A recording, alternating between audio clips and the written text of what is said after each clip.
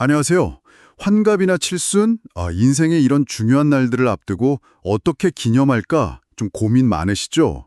요즘은 이런 특별한 날을 어떻게 맞이하는지 그 최신 트렌드랑 또 현실적인 준비 방법들 한번 깊이 파헤쳐 보겠습니다. 네, 안녕하세요.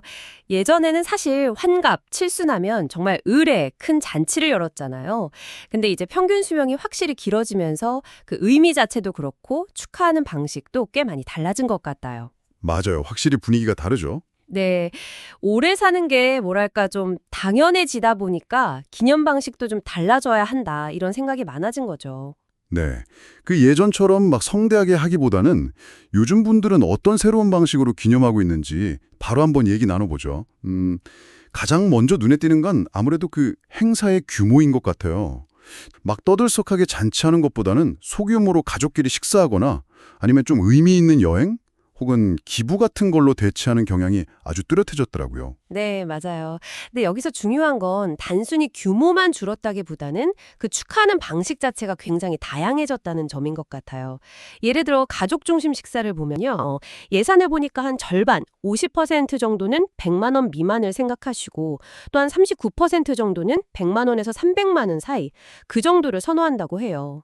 예전 잔치 비용 생각하면 정말 많이 달라진 거죠. 아, 그렇군요. 그리고 여행에 대한 선호도 정말 높아졌어요. 그 설문 보니까 응답자 67%가 그냥 뭐 식상한 잔치보다는 특별한 경험을 주는 여행을 원한다. 이렇게 답했던데요.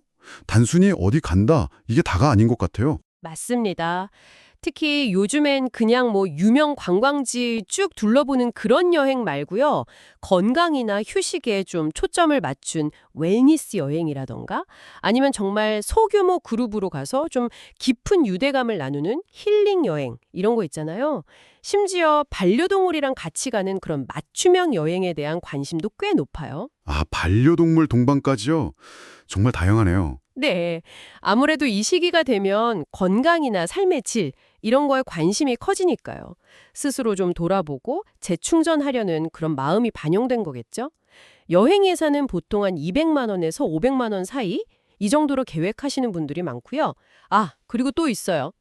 가족뿐만 아니라 친구나 동료들하고 소규모로 모임을 갖거나 아예 그 잔치 비용을 좀 의미 있는 곳에 기부하는 사례도 점점 늘고 있습니다. 와, 정말 선택지가 많아졌네요.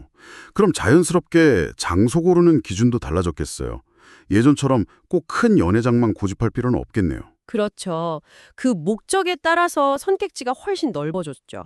뭐 예를 들면 격식이나 분위기가 중요하다? 그럼 호텔을 고르시는 거고 좀 편안하고 익숙한 분위기가 좋다? 그러면 그냥 동네 맛집을 선택하기도 하고요. 네네. 가족끼리만 정말 오붓하게 보내고 싶다? 이러면 펜션이나 리조트도 좋고요. 친구들이랑 편하게 얘기 나누고 싶다. 그러면 아담한 카페를 빌리기도 하고요. 아, 그리고 멀리 사는 가족들하고는 온라인 화상 모임으로 만나기도 해요. 아, 온라인으로도요? 네, 그러니까 핵심은 어디서 하느냐 이게 아니라 누구랑 어떤 시간을 보내고 싶은가 바로 이 점이죠. 자, 그럼 이렇게 선택지가 많은데 뭘 기준으로 결정해야 할지 이것도 고민일 것 같아요. 자료에서 제시된 질문들이 좀 도움이 될 것 같던데요. 뭐 예를 들면 이 자리가 나한테 부담일까 아니면 기쁨일까? 친척들 다 모으는 게 진짜 의미가 있는 걸까? 가족, 친구 아니면 나 자신 누구한테 좀 더 집중하고 싶지? 뭐 이런 질문들이요. 아, 네. 바로 그 질문들이 아주 좋은 길잡이가 되어줍니다. 맞아요. 그 질문들을 좀 솔직하게 답하다 보면 자연스럽게 나한테 맞는 방식이 보이기 시작하거든요. 가족 간의 유대가 정말 중요하다. 그러면 오붓한 식사나 뭐 가까운 여행이 좋을 거고요. 좀 활동적인 걸 좋아하신다. 그러면 조금 더 모험적인 여행을 계획해 볼 수도 있겠죠? 네네. 친구들하고의 관계를 좀 기념하고 싶다. 그러면 다 같이 즐길 수 있는 특별한 모임이나 취미 활동 이런 것도 괜찮고요. 또 사회적인 가치에 좀 의미를 두고 싶다면 기부도 정말 훌륭한 선택지가 될 수 있습니다. 그렇군요. 준비 과정에서도 변화가 좀 느껴지는 것 같아요.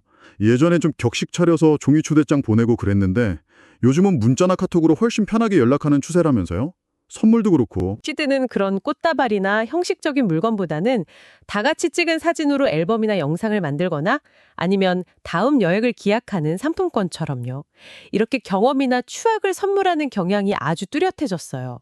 이것도 결국 관계나 경험에 더 큰 가치를 두는 흐름을 보여주는 거죠.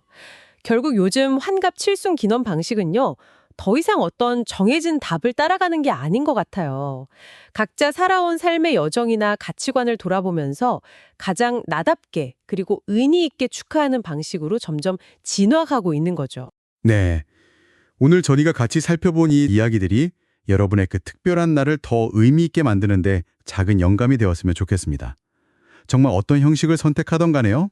그 시간을 통해서 뭘 느끼고 싶은지, 또 어떤 추억을 남기고 싶은지 이게 가장 중요한 거겠죠. 네. 마지막으로 이런 질문을 한번 던져보고 싶네요. 축하의 그 형식을 넘어서 인생의 이 중요한 마디를 기념하면서 당신 자신과 또 사랑하는 사람들에게 궁극적으로 어떤 기억과 의미를 선물하고 싶으신가요? 잠시 시간을 내서 한번 깊이 생각해 보시는 것도 좋겠습니다.